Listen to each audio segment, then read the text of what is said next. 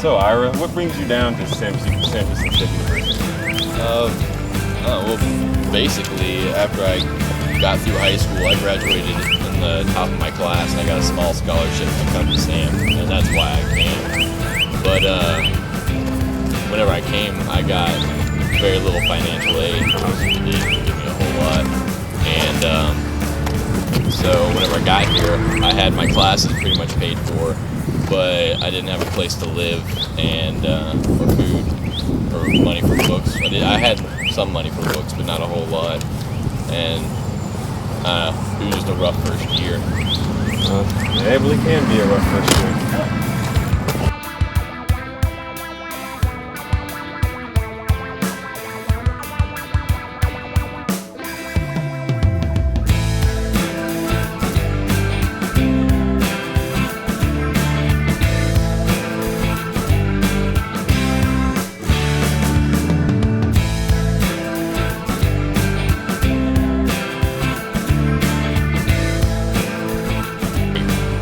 So, I graduate high school, right, and I want to go to college, but I don't have a whole lot of money. And I ended up getting a small scholarship to come to Sam Houston through my high school.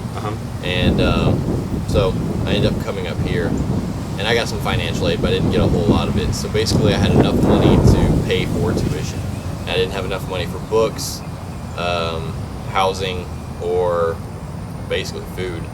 And so all that was just up to me. And I had some money, but that's something you weren't willing to, yeah. spend on, like, I didn't want to spend all my money because I didn't have that much anyways. And first year I took a lot of hours, so I wanted to make sure I could get as much school in as I could.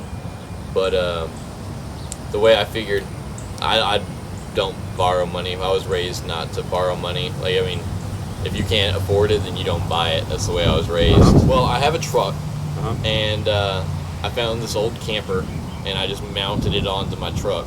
And I found this old nasty futon mattress, but I cleaned it up, and I threw it in the bed of the truck. And basically, I lived in parking lots, and I lived on the parking lots near campus. I lived on parking lots just off campus.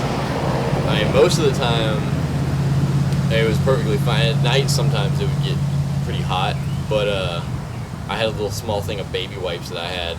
I mean, if it got hot, I just wiped it down with some baby wipes, and in the morning I'd go to the gym. Student membership let me get in for free, and I could take a shower every morning. Most days I'd just go to class, I'd do my studies, stuff like that, and then whenever I was out of class, I'd go to the library and read books, because, I mean, there wasn't a whole lot to do. It was my freshman year, I didn't really know anybody. And, I mean, even if you do know somebody, what do you say? You want to go hang out in my truck? Right. It's not something you do, so I'd just go to the library and I'd read books, and then whenever it got dark, I'd go back to the truck and I'd sleep. I mean, most nights it was fine, like, it was cool. I'd have, like, the camper has little small windows. They're kind of broken, but you can kind of push them out, and so I'd get a little bit of a cross breeze, but it still got pretty warm, so I just slept basically in my underwear in the bed of this truck. And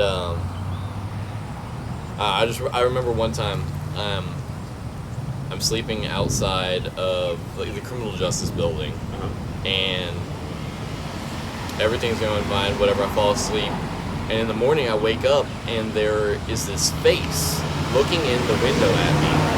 And I don't know what's happening. I wake up, and I'm kind of morning, and this face is looking at me, and I'm kind of, whoa, what the heck? So I grab my covers and I cover up, and it's like a prison guard or something, and I'm confused, and then he moves away, and another person comes forward, and I look out, and there's an entire line of prison guards. Apparently, like, this parking lot was their, like, jumping jack morning place to do warm-ups and stuff. Exercises. Yeah, and they were all doing their exercises, and apparently one of them spotted me in this bed of this truck sleeping. Right. And I say you got my best wishes, and I just hope that you succeed in everything you do, man. All right, thanks, man. And take it easy, bro. It was good talking to you.